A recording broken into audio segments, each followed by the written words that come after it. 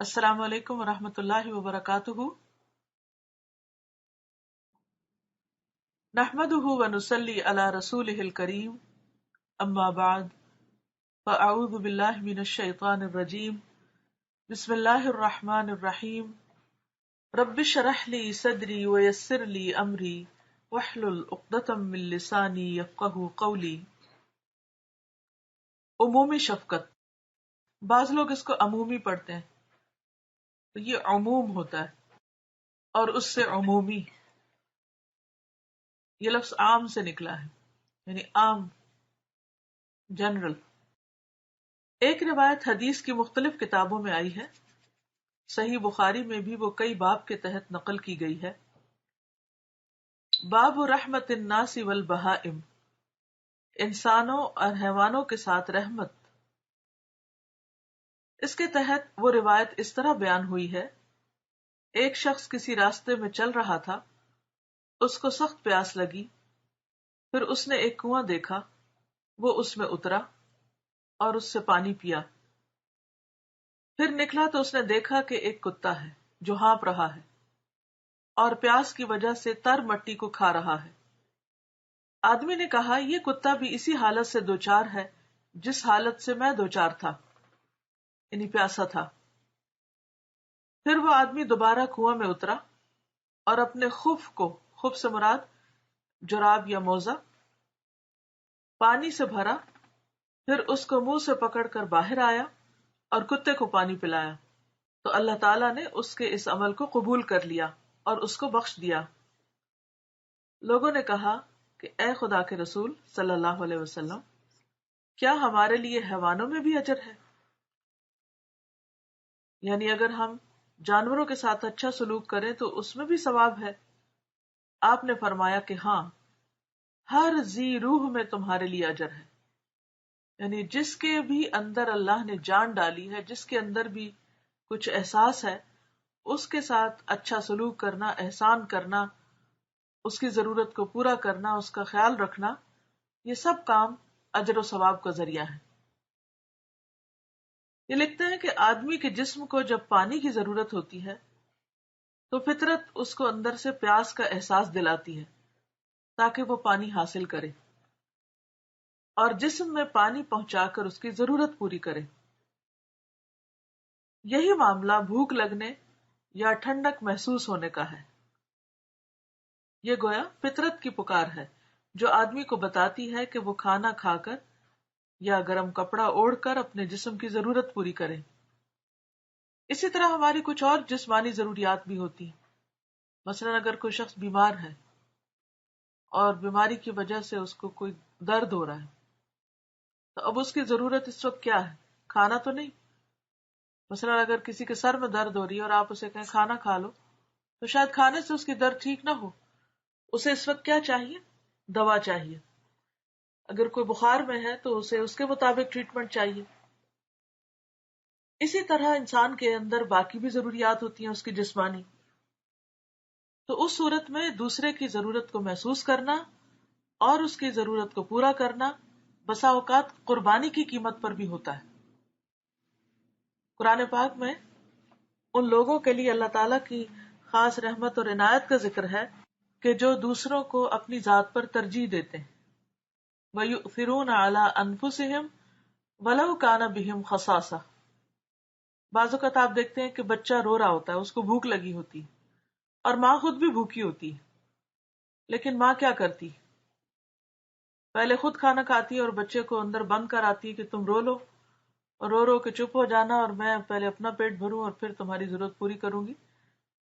ایسا نہیں ہوتا، بلکہ اکثر مائیں خود بھوکے رہ کر بچوں کو کھلا کر پھر خود کھانا کھاتی۔ تو اسی طرح کسی بھی انسان کی، اور خصوصاً جو اپنے قریب رہتے ہیں جیسے آپ کے بچے ہیں یا شوہر ہیں، تو ان کی ضرورت پوری کرنا جو ہے وہ بھی اجر اور ثواب کا باعث ہے۔ بسا اوقات آپ کا اپنا دل نہیں چاہتا کہ ہمارا موڈ نہیں، لیکن وہ دوسرے کی ضرورت ہو سکتی اور اس کے لیے تکلیف کا باعث ہو سکتی ہے وہ چیز، تو ایسی صورت میں خود قربانی کر کے، اگر دل نہ مانتا ہو تو دل کو منا کر دوسرے کا دل خوش کرنا جو ہے، یہ سراسر عبادت ہے اور اجر کا باعث ہے. وَيُؤْثِرُونَ عَلَىٰ أَنفُسِهِمْ وَلَوْ كَانَ بِهِمْ خَصَاصَةٌ. بسا اوقات انسان خود قربانی کرنے کے بعد دوسرے کو خوشی پہنچا سکتا ہے، اور اس میں انسان کو ہمیشہ یہ دیکھنا چاہیے کہ اس کی ذات سے دوسروں کو کتنا فائدہ پہنچ رہا ہے. کیونکہ جب انسان کسی کی ضرورت پوری کرتا ہے تو اللہ تعالیٰ اس کے لیے ضرور بہترین بدلہ رکھتا ہے. کیونکہ ایسا نہیں ہو سکتا کہ صرف ایک ہی انسان قربانی کرتا چلا جائے. اللہ تعالیٰ نے فطرت کا ایک اصول رکھا ہے کہ گیو اینڈ ٹیک. آپ کو کہیں دینا ہوتا ہے اور کہیں سے آپ لے رہے ہوتے ہیں. ضروری نہیں ہوتا کہ جہاں ہم دے رہے ہوں وہیں سے ہمیں واپس ملے.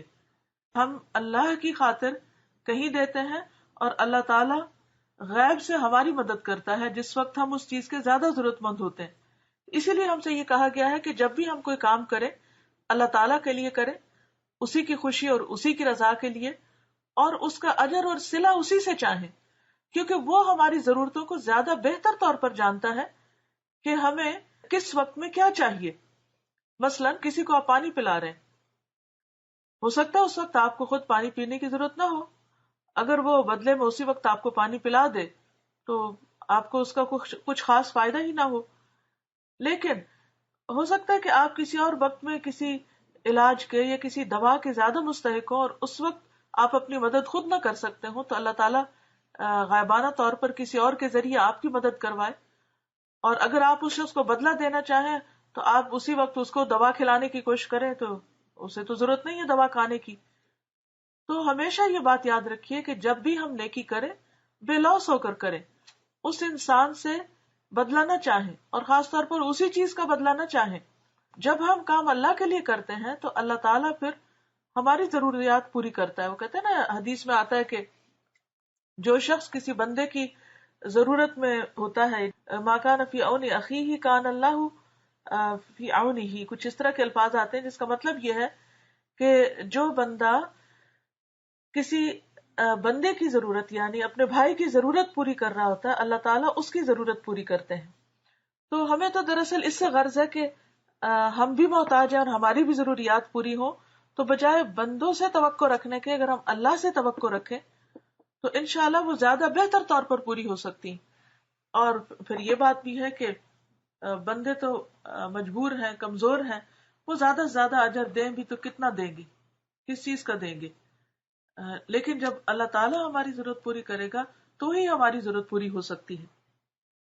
پھر یہ لکھتے ہیں کہ یہ احساسات حیوان کے اندر بھی ہیں، مگر حیوانات صرف اپنی ذات کی حد تک ان احساسات کی تکمیل سے واقف ہیں. یعنی حیوانوں کو صرف اتنا پتا ہے کہ ان کی ذات کو کیا ضرورت ہے، مگر انسان کا معاملہ اس سے مختلف ہے. انسان سے یہ مطلوب ہے کہ وہ ان احساسات کی توسیع کرے، یعنی صرف اپنی ذات تک نہ رکھے بلکہ ان کو وسعت دے. وہ جس طرح اپنی ضرورت کو محسوس کر کے اس کو پورا کرنے کا انتظام کرتا ہے، اسی طرح وہ دوسرے انسانوں اور حیوانوں کی ضرورت کو بھی جانے اور ہر ضرورت مند کی ضرورت کو پورا کرنے کی کوشش کرے. یعنی خواہ وہ ایسا شخص ہو جو کبھی آپ کے کام آیا ہو، یا وہ جو کبھی آپ کے کام نہ آیا ہو. کیونکہ آپ اس پر جو احسان کر رہے ہیں وہ اس لیے نہیں کر رہے کہ وہ آپ کی مدد کرے، وہ آپ کے کام آئے، اس لیے کر رہے ہیں کہ اللہ آپ سے راضی ہو. اور اگر اللہ آپ سے راضی ہو گیا اور وہ آپ کو فیض پہنچانا چاہے تو کوئی روک نہیں سکتا. اللہم لا مانع لما اعطیت ولا معطی لما منعت. اور اگر اللہ تعالیٰ کسی سے روکنا چاہے تو کوئی دے نہیں سکتا. حتیٰ کہ آپ کسی کے اوپر زمین بھر سونا بھی خرچ کر دے تو وہ آپ کو پائی برابر بھی لوٹا نہیں سکتا اگر اللہ نہ چاہے. کسی سے بھی ہمیں جو فیض پہنچتا ہے وہ اللہ ہی کی وجہ سے پہنچتا ہے. لہٰذا اپنے ہر کام میں اپنی نیت کو اللہ کے لیے خالص کر لیں اور اپنے طور پر جتنی کوششیں ہو سکیں کرتے چلے جائیں، اور ہر ایک کی ضرورت پوری کرنے کی کوشش کریں جو بھی آپ کے بس میں ہو. اور اس میں کسی قسم کا تعصب نہ برتیں کہ نہیں یہ تو میری بہن ہے اس لیے اس کی مدد مجھ پہ فرض ہے، اور وہ میری نند ہے تو مجھے اس کی مدد نہیں کرنی، یا یہ میرے میکے اور وہ سسرال ہیں. کوئی بھی ہو، دوست ہو، دشمن ہو، جہاں آپ جس کو بھی ضرورت مند پائیں اس کی مدد کریں. اللہ تعالیٰ آپ کی تمام ضروریات انشاءاللہ پوری فرمائے گا. لکھتے ہیں کہ اپنی ضرورت کو پورا کرنا صرف اپنے فطری تقاضے کو پورا کرنا، یعنی یہ خود غرضی ہے ایک طرح سے، مگر دوسرے کی ضرورت کو پورا کرنا ایک عبادت ہے اور اعلیٰ ترین انسانی شرف ہے. تو اللہ تعالیٰ سے دعا ہے کہ اللہ ہمیں عمل کی توفیق عطا فرمائے.